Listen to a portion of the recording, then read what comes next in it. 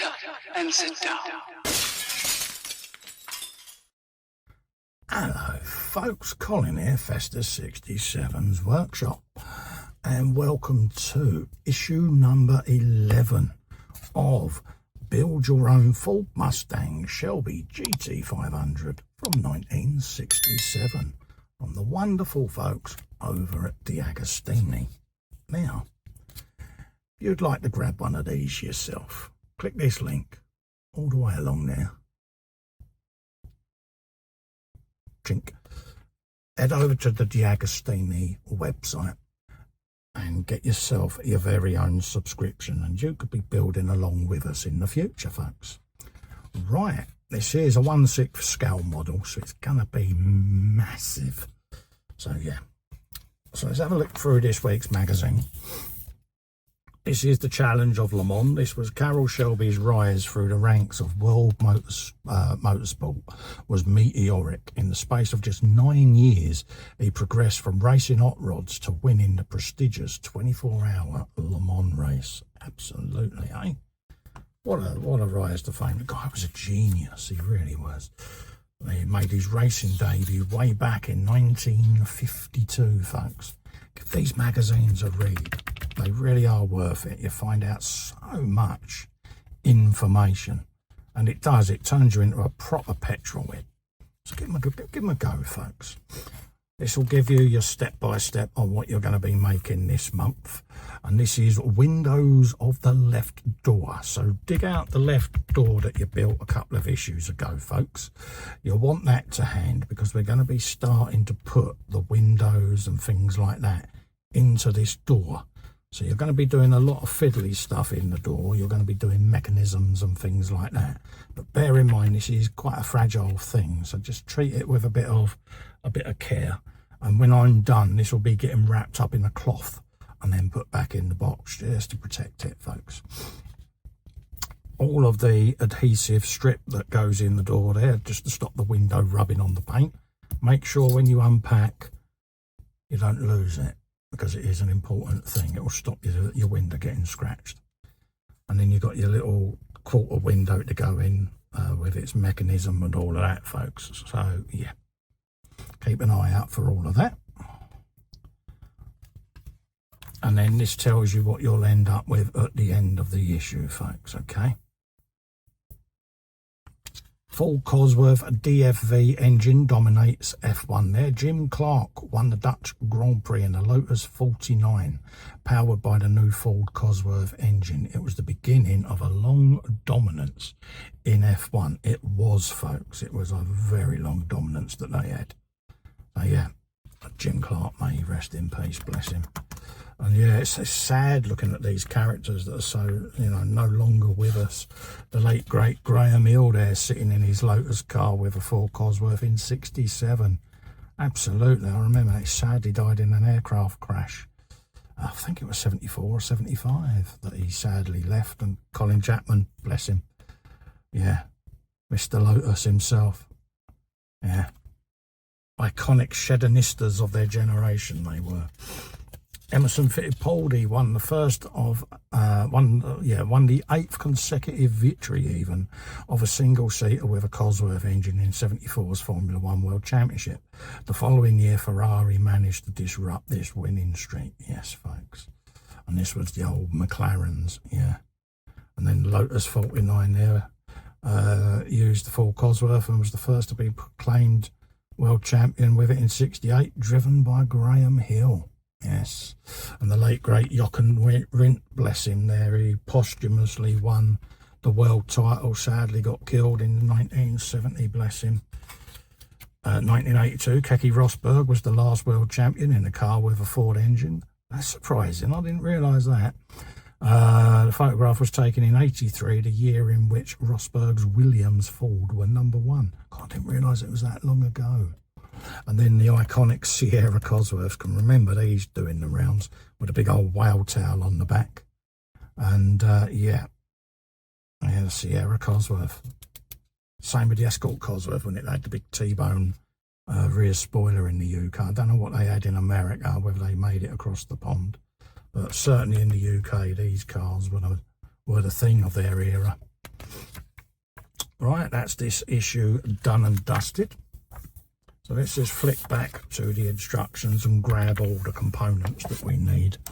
So I'm just going to put that at the back there so that I can see it. And we can bring in then our door glass. That's the little quarter panel. That's a retaining clip. Or the internal window guide, should we say. We've got DS02 screws there, so we'll open them bad boys and get them out. Try not to lose them. And yeah, there you go. We'll have a spare, and that's our little strip. So I'm just going to grab the door.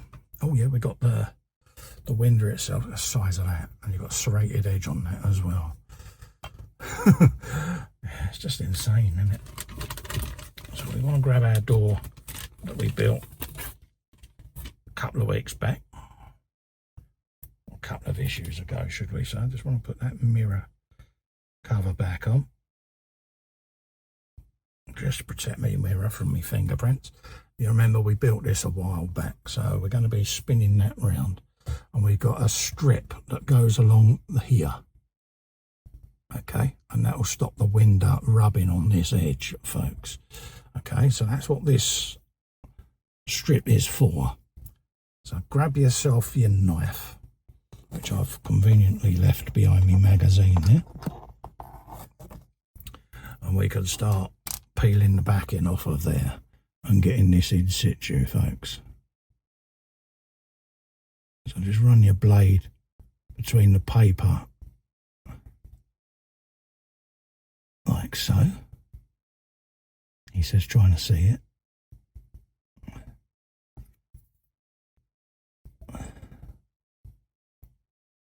There you go. The tried and tested Festa technique, which is just try to peel it back as best you can. There you go. Bump. And we want to start from the mirror, where the mirror mount is. It says get ready for the left door and partially remove the protective paper.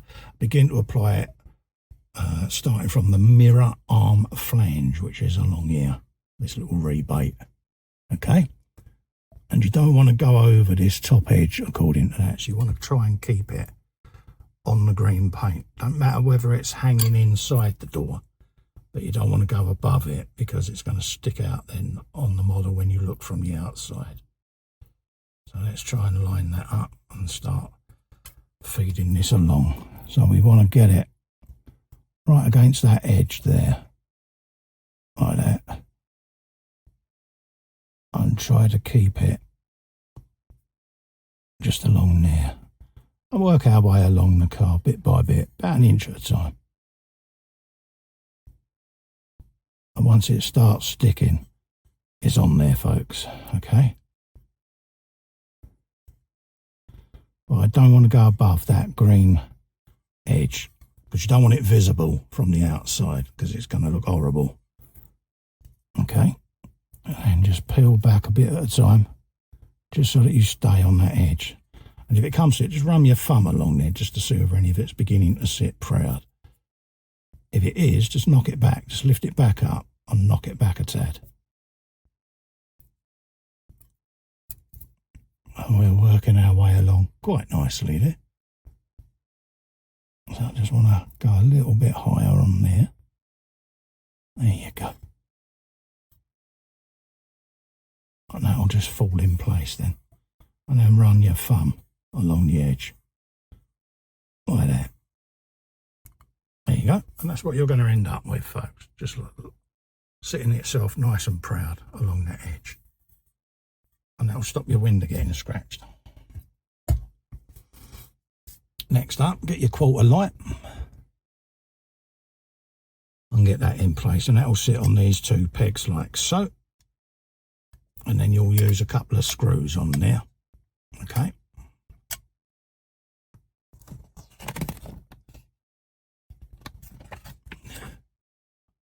so I'll grab two DS2 screws. We're going into die cast, so let's just let that rest on there.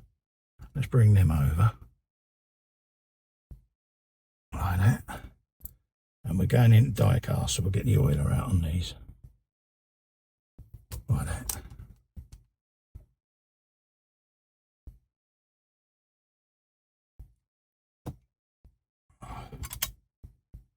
There you go. And don't be tempted to over tighten these, because don't forget this is quite fragile plastic we're using now.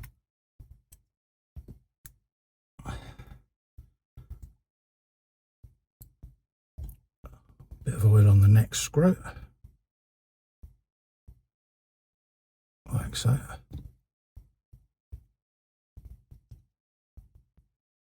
And drop that into place. Like that. There you go. You can now pick the door up and rest it against the back of the handle, and then we can screw that fully home now. Well, till it just begins to pinch it is what I'm going to do on mine. Just keeping my eye on it. There you go. And then we can send that one fully home as well. Like that. And that will then give you your quarter glass in like so. Look at that. That look beautiful. Wow. And this is what it's going to look like once the quarter panel's in place. Keep the left window in the internal guide safe, as we're going to be using them in the next issue, folks. So that's your window guide, and that will be your window itself. Okay, so we want to keep them nice and safe. So we'll just put that to one side. And that's what we've got on today's episode, folks. We got this door started just like that, okay? What a wonderful looking thing it's going to be, isn't it? And then you've got a window guide that will go in then and stop that from moving. But that's what you've got. So we'll leave it there. If you want to grab one of these for yourself, click this link. Head over to DeAgostini, take out a subscription. In the meantime, stay safe and well, and I look forward to seeing you in the next edition, folks. Yes. Bye-bye for now. Bye. Oh, it's gorgeous.